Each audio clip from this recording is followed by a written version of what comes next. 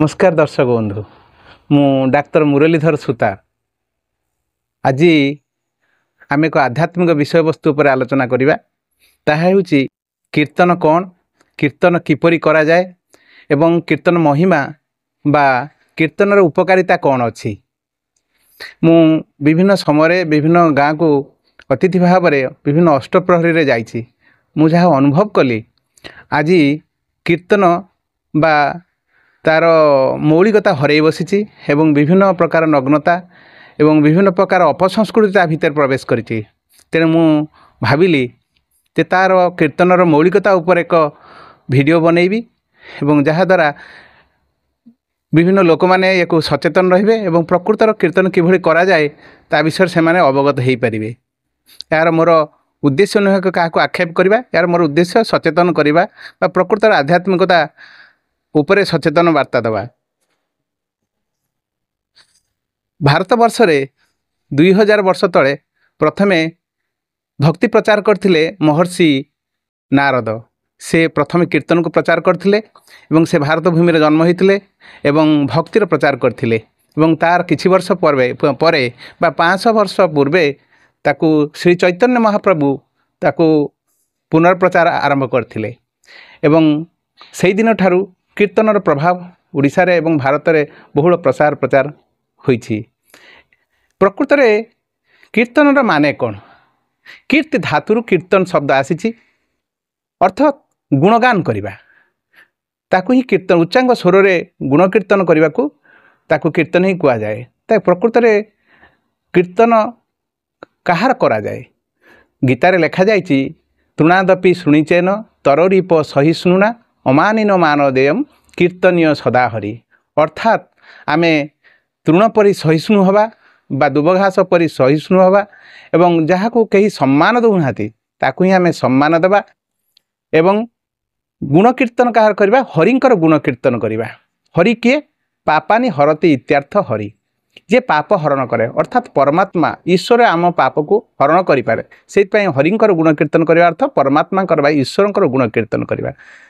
तेणु आज जो आम कीर्तन करुचंती हरे कृष्ण कृष्ण कृष्ण हरे हरे हरे राम राम राम हरे हरे, ये जो महामंत्र को प्रचार करथिले श्री चैतन्य महाप्रभु। हरे माने हरण करे, किए ना कृष्ण हरण करे। कौन हरण करे? पाप हरण करे। कृष्ण क्या कुआ जाए ना? कृष्ण जे समस्त को आकर्षण करुच्ची, आकर्षण अर्थात परमात्मा ईश्वर समस्त को आकर्षण करुँच। तेणु परमात्मा करवा ईश्वर अन्य नाम हूँ कृष्ण एवं से कृष्ण ही हरण करे एवं हरे राम राम राम हरे राम अर्थ रमन्ते जोगिना जस्मिन, अर्थात जोगी ऋषि मैंने जहाँ को पाइबा चेष्टा करि से परमात्मा को तांकर अन्य नाम हूँ राम। तेणु मोटामोटी अर्थरे जे परमात्मा ही हरण करे, आमर पाप को हरण करे। तेणु यही महामंत्र को आम विशेष करके कीर्तन करि जोठी आम कीर्तन करि सेठारे गोटे बहुत भल वातावरण सृष्टि होता है। से भागवत लेखाई नाहम तिष्ठामि वैकुंठे जोगिनां हृदयेन च मद भक्ता जत्र गायन्ति तत्र तिष्ठामि नारद। अर्थात मु वैकुंठरे रहे नहीं कि जोगी मानकर हृदय रे रहे नहीं, मोर भक्त माने जोठी गुण कीर्तन करुथांती सेठारे मोर स्पंदन बा मोर उपस्थिति अनुभव करि परिबे। तेणु कीर्तनर बहुत किसी उपकारिता अच्छी एवं सेटा यदि ठीक भाव में करा न जाए ताहार से भली उपकारिता मिल पार नहीं। सेतिपई कीर्तन केमिति करा जाए ता विषय आम गोटे आलोचना करबा। आम जो कीर्तन करती से एक नृत्य ढंगी रे बा एक नृत्य ताकू कीर्तन करा जाय थाए। तार ना होचे ललित मार्मिक नृत्य। ताकू शिवंकर पत्नी पार्वती ताकू आविष्कार करथिले। से ललित मार्मिक नृत्य रे कीर्तन करा जाय थाए। ए ललित अर्थ जहाँ सुखप्रद, जहाँ आम शरीर को समर्थन करि थाए। कीर्तन करने समय आम क्लांति अनुभव करि न थांती। मार्मिक अर्थ जे आम मर्म को बा हृदय कंदर को स्पर्श करि थाए, सेतिपई तार ना होचे ललित मार्मिक। से ललित मार्मिक नृत्य करने समय प्रथमे आगे नमस्कार मुद्रा, तापर पर हाथ को ऊपर को उठा जाए, पापुली ऊपर को उठी जाई थाए एवं आम कान से कीर्तन शुणु थाए, आखि बंद रहे एवं मन सहस्रार चक्र रे मग्न रही थाए एवं पाद दुईटी कीर्तनर ताले ताले नृत्य करुथाए।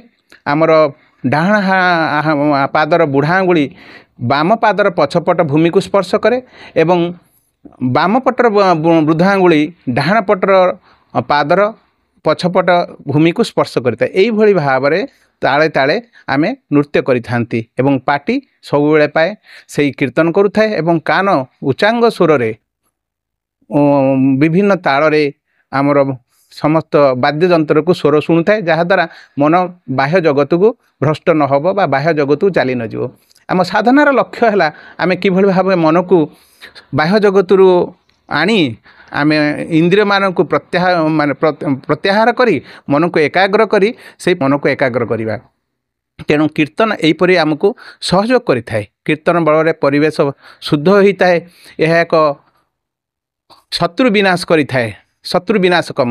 ଯେପରି ଚୈତନ୍ୟ ମହାପ୍ରଭୁ ଆସିଥିବା ସମୟରେ ଜଗାଇ ମାଧାଇ 2 ଜଣ ମହାପାପୀ ସେ କଲେ ସେ ଆମ ଗାଁକୁ ଆସିଲେ ଆମେ ତାଙ୍କୁ ପିଟିବା, କିନ୍ତୁ ଯେତେବେଳେ ଆସିଲେ ଚୈତନ୍ୟ ମହାପ୍ରଭୁ ସେତେବେଳେ ତାଙ୍କ ପାଦ ତଳେ ପଡ଼ିଗଲେ। ଏହାର ଅର୍ଥ ଯେ କୀର୍ତ୍ତନ ଏଭଳି ଭାବରେ ପ୍ରଭାବ ରହିଛି, ଜଣେ ଶତ୍ରୁ ମଧ୍ୟ ସଙ୍ଗେ ସଙ୍ଗେ ବଶୀଭୂତ ହୋଇଯାଉଛି। ତେଣୁ ଏକ ଶତ୍ରୁ ବିନାଶକମ, ଏ ପାପ ତାପ ନାଶକମ। ଜନ୍ମ ଯନ୍ତ୍ରଣା, ମୃତ୍ୟୁ ଯନ୍ତ୍ରଣା ଏବଂ ଜୀବନ ଯନ୍ତ୍ରଣା ମଧ୍ୟ ଆମ ଲାଘବ କରିପାରେ।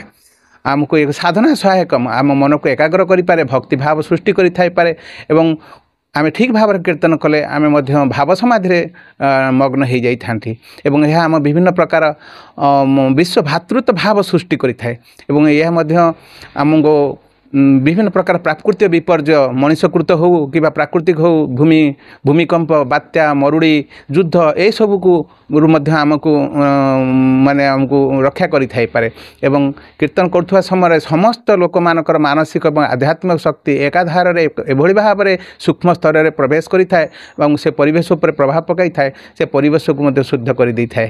ତେଣୁ ଏହିପରି ଭାବରେ ଆମେ କୀର୍ତ୍ତନ କଲେ ପ୍ରକୃତରେ ଆମେ କୀର୍ତ୍ତନର ଉପକାରିତା ପାଇପାରିବା। ଆଉ କୀର୍ତ୍ତନ ବିଭିନ୍ନ ପ୍ରକାର ଅଛି, ଯେମିତି ଅଖଣ୍ଡ କୀର୍ତ୍ତନ, ନଗର କୀର୍ତ୍ତନ, ଏଇଭଳି ଭାବରେ ବିଭିନ୍ନ କୀର୍ତ୍ତନ ଅଛି। ତାକୁ ଆମେ ବି କରିବା କଥା, କିନ୍ତୁ ଆଜି ସେ ତା'ର ମୌଳିକତା ହରାଇ ବସିଛି। ବିଭିନ୍ନ ପ୍ରକାର ନଗ୍ନତା ବା ବିଭିନ୍ନ ପ୍ରକାର ଡିସ୍କୋ ଡ୍ୟାନ୍ସରେ ନାଚ କରୁଛନ୍ତି। ସେଟା କରିବା ଦ୍ୱାରା ଶରୀର କ୍ଳାନ୍ତ ହୋଇ ପଡ଼ିଥାଏ ଏବଂ ମନ ବାହ୍ୟ ଜଗତକୁ ଭ୍ରଷ୍ଟ ହୋଇଥାଏ ଏବଂ କେତେକ ଜାଗାରେ ମୁଁ ଦେଖୁଛି ଆଜିକାଲି ବିଭିନ୍ନ ପ୍ରକାର ଭାଲୁ ନାଚ, ବାଘ ନାଚ, ବୁଢ଼ାବୁଢ଼ୀ ନାଚ, ଏଇଭଳି ସବୁ ନାଚ ଆଣିକି କରିବା ଦ୍ୱାରା ମନକୁ ତା'ର ଲକ୍ଷ୍ୟ ପଥରୁ ବିଚ୍ୟୁତ କରିଦିଆଯାଉଛି। ଅନ୍ତର୍ମୁଖୀ ବଦଳରେ ତାକୁ ବହିର୍ମୁଖୀ କରିଦିଆଯାଉଛି। ଥରେ ମୋର ଜଣେ ଅତିଥି ଆସିକି ମୋତେ କହିଲେ, ଆପଣ ସନ୍ଧ୍ୟାରେ ଯିବେ ଆମ କୀର୍ତ୍ତନ। ମୁଁ କହିଲି କାହିଁକି? ନା ଆଜ୍ଞା ଝିଅ କୀର୍ତ୍ତନ ଦଳିଆ ଆସୁଛନ୍ତି, ଆପଣ ସେଥିରେ ପୁରା ମଗ୍ନ ହେଇଯିବେ। ମୁଁ କହିଲି ମୁଁ କୀର୍ତ୍ତନ ଦେଖିବାକୁ ଯିବି ନା ଝିଅ ଦେଖିବାକୁ ଯିବି? ଯାହା ହଉ ଏଇଭଳି ଭାବରେ ପ୍ରକୃତ ଲୋକଙ୍କର ଲକ୍ଷ୍ୟ ରହିଛି। ତେଣୁ ଏଥିପ୍ରତି ଦୃଷ୍ଟି ଦେବା ଦରକାର। ଆମର ମୁଖ୍ୟ ଲକ୍ଷ୍ୟ ହେଉଛି ଭଗବାନଙ୍କ ପାଖରେ ମନକୁ ନିବେଶ କରିବା। ପ୍ରକୃତରେ କୌଣସି ତାମସିକ କ୍ଷେତ୍ରରେ ଆମେ ଯେମିତି ମଗ୍ନ ନ ହେବା ତା ପ୍ରତି ଦୃଷ୍ଟି ଦେବା ଦରକାର। ସାଧାରଣତଃ ଭକ୍ତ 3 ପ୍ରକାର ଥାନ୍ତି। ସାତ୍ୱିକ ଭକ୍ତ କେବଳ ଭଗବାନଙ୍କୁ ଡାକିଥାଏ। ରାଜସିକ ଭକ୍ତ ସେ ଦେଖେଇ ହୁଏ ଯେ ମୁଁ କିଭଳି ଭାବରେ ବଡ଼ କୀର୍ତ୍ତନଟା କରୁଛି, ବହୁତ ଲୋକ ଆଣିଛି, ଏତେ ଦଳ ଝିଅ ଦଳ ଆଣିଛି, ଏତେ କୀର୍ତ୍ତନ ଦଳି ଆଣିଛି, ତାର ଉଦ୍ଦେଶ୍ୟ ଦେଖେଇ ହେବା। ଆଉ ତାମସିକ ଲୋକ ତମସାରେ ସେଭଳି ବୁଡ଼ିଯିବ, କିନ୍ତୁ ମଦ ମାଂସ ଗଞ୍ଜେଇରେ ବୁଡ଼ିଯିବ, ସେଥିପାଇଁ ସେ କୀର୍ତ୍ତନ କରିଥାଏ। କିନ୍ତୁ ଏଥିରୁ ଆମେ ବିଚ୍ୟୁତ ରହି କେବଳ ଭଗବାନଙ୍କୁ ଡାକିବା ହିଁ ଆମର ଲକ୍ଷ୍ୟ। ଏତିକି କହି ବିଦାୟ ନେଉଛି। ନମସ୍କାର।